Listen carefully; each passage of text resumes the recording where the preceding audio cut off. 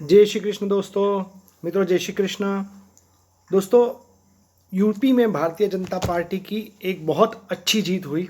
उसके लिए सबसे पहले भारतीय जनता पार्टी को खूब खूब बधाई। अब इस जीत का क्यों हुई?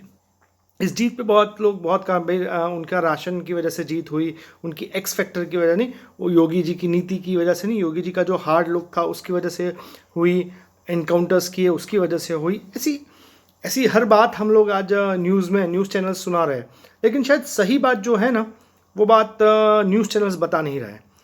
भारतीय जनता पार्टी की जीत का मुख्य कारण अगर हम देखने जाए तो सिर्फ एक ही है, और वो है AIMIM। ये जो AIMIM नाम की पार्टी है, यही पार्टी है जिसने भारतीय जनता पार्टी की जीत को सुनिश्चित की। आपको याद होगा तो यही पार्टी है कि जिसने बिहार में भारतीय जनता पार्टी की और JDU की जीत को निश्चित की थी। और यहाँ पे भी उत्तर प्रदेश में AIMIM है, वही पार्टी एक ऐसी पार्टी है कि जिसने भारतीय जनता पार्टी की यूपी में जीत को सुनिश्चित की है। शायद मेरे से आप इत्तेफाक नहीं रख रहे होंगे, मैं कुछ डेटा आपके साथ शेयर करना चाहूँगा। दोस्तों, आपको पता होगा कि भारतीय जनता पार्टी ने यूपी के चुनाव में 7 सीटें महज 200 वोट से जीती। महज 200 वोट से 7 सीटें जीती। 23 सीटें उन्होंने महज 500 वोट से जीती। 49 सीट्स उन्होंने 1000 वोट से जीती। और 86 सीटें 86 सीट्स उन्होंने करीबन 2000 की वोट्स की लीड से जीती। ये भारतीय जनता पार्टी की, मतलब अगर आप इसको कैलकुलेट करें तो दैट इज़ 9 और 6 15, 15 और 3 18 और 6 24 और 1 25, 5 4 2 6 6 और 4 10 और 11 और 8 19, 191 सीट्स। तो बहुत कम, मतलब जो 275 का हमारा आंकड़ा दिख रहा है ना 275, उसमें 191 सीट्स तो ऐसी है कि जो वो लोग बहुत मुश्किल से जीते। और 191 सीट्स जीतने में AIMIM का सबसे बड़ा हाथ है। एग्जाम्पल दूं कैसे? चलिए कुछ सीटों की बात करते हैं। बिजनौर की सीट में SP और RLD के गठबंधन को मिले 95,720 वोट्स, और बीजेपी को कितने मिले? 97,165 वोट। डिफरेंस क्या रहा? 1445, यानी 1445 वोट का डिफरेंस, 1445 वोट का डिफरेंस रहा। AIMIM को कितना मिला इसमें पता है आपको? 2290 वोट्स AIMIM को मिला। अगर ये वोट्स AIMIM अगर यहाँ पे चुनाव ना लड़ती तो ये बिजनौर की सीट SP और RLD के खाते में जा चुकी थी। नागपुर की बात करूं, नागपुर असेंबली सीट पे भारतीय जनता पार्टी को मिले 1,03,771 वोट, SP को मिले 1,03,616 वोट, और AIMIM को कितना मिला? 3,591 वोट, 3,591 वोट्स। मतलब क्या हुआ कि अगर यहाँ पे भी नहीं लड़ती AIMIM तो 100% SP और RLD की जीत यहाँ पे भी सुनिश्चित थी। बाराबंका में कुर्सी सीट की अगर मैं बात करूँ तो बीजेपी को मिले 1,18,614 वोट्स, SP को मिले 1,18,094 वोट्स, और AIMIM को कितना मिला? 8,541 वोट। यहाँ पे भी रिस्पॉन्सिबल कौन? तो AIMIM। सुल्तानपुर की बात करें तो सुल्तानपुर में बीजेपी को कितने वोट मिले? बीजेपी को सुल्तानपुर में मुझे मिले 92,245 वोट। SP को कितना मिला? 90,857 वोट्स। AIMIM को कितना मिला?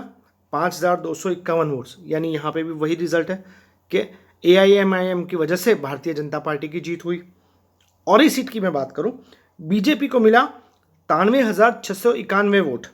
SP की अगर मैं बात करूँ तो SP को मिला 92,044 वोट, 92,044 वोट्स, लगभग 1,000 का डिफरेंस। और सामने AIMIM को कितना मिला? 2,190 वोट्स। ये भी AIMIM की वजह से भारतीय जनता पार्टी को मिली सीट है। शाहगंज में भारतीय जनता पार्टी को मिले टोटल वोट्स 76,035 76,035 वोट, और एसपी को मिले 70,370 वोट। डिफरेंस रहा 6,000 वोट्स का। एआईएमआईएम को कितने मिले? 7,070 वोट, 7,070 वोट्स। ये भी एआईएमआईएम की बदौलत बीजेपी को मिली सीट है। फिरोजाबाद में बीजेपी को कितना मिला? 1,12,509 वोट। एसपी को कितना मिला? 79,554 वोट्स। और एआईएमआईएम कितना ले गए यहाँ? करीबन 18,898 वोट। यानी अगर आप यहाँ का भी टोटल करते हैं तो फिगर्स वही आती है। ऐसा मेरे पास पूरे ये जो 191 सीट्स है ना, ये इन 191 सीट्स का डेटा है, और वो यही कहता है कि एआईएमआईएम की वजह से भारतीय जनता पार्टी ने जीत यूपी इलेक्शन में हासिल की। दोस्तों, इससे क्या समझ में आता है?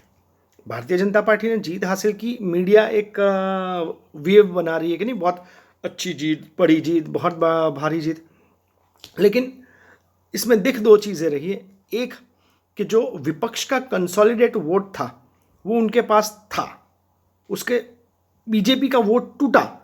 तो भारतीय जनता पार्टी ने क्या किया? एआईएमआईएम को खड़ा किया, उनको पैसे दिए लड़ने के लिए। ओवैसी को पैसे दिए गए और उसने अपने कैंडिडेट्स उतारे, उनको पैसे दिए, उनको लड़ने के लिए मोटिवेट किया। खुद तो बहुत सारे पैसे लेके घर पे बैठ गया होगा। और यहां पे भारतीय जनता पार्टी की सरकार ओवैसी ने बनाई। और हम लोग यहां पे बात करते हैं कि ये मुस्लिम विरोधी पार्टी है भारतीय जनता पार्टी। हाँ, मुस्लिम विरोधी पार्टी है, लेकिन अपने स्वार्थ के लिए मुस्लिम विरोधी है। उनको जहां पे मुस्लिम नेताओं का यूज करना है वहां पे वो करते ही करते हैं। खैर, वो उनकी राजनीति है, वो उनकी राजनीति में कुछ भी करे उससे मुझे कोई लेना नहीं है। और अगर इन्होंने ये किया है और राजनीति में किया है तो भी मैं उसको गलत नहीं बोलूँगा, राजनीति का पार्ट है, किया है। लेकिन ये जो मीडिया हवा बना रही है ना, वो हवे से हम लोग कैरिड अवे ना हो जाए, इसके लिए ये वीडियो के द्वारा मैं आपको बताने की कोशिश कर रहा हूँ कि जो हाल है वो विपक्ष का बुरा नहीं है या कांग्रेस का बुरा नहीं है, हाल भारतीय जनता पार्टी का बुरा है।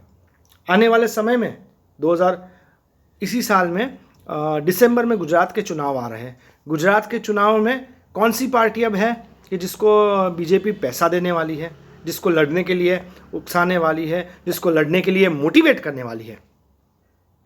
वो है, आपने सही समझा, आम आदमी पार्टी।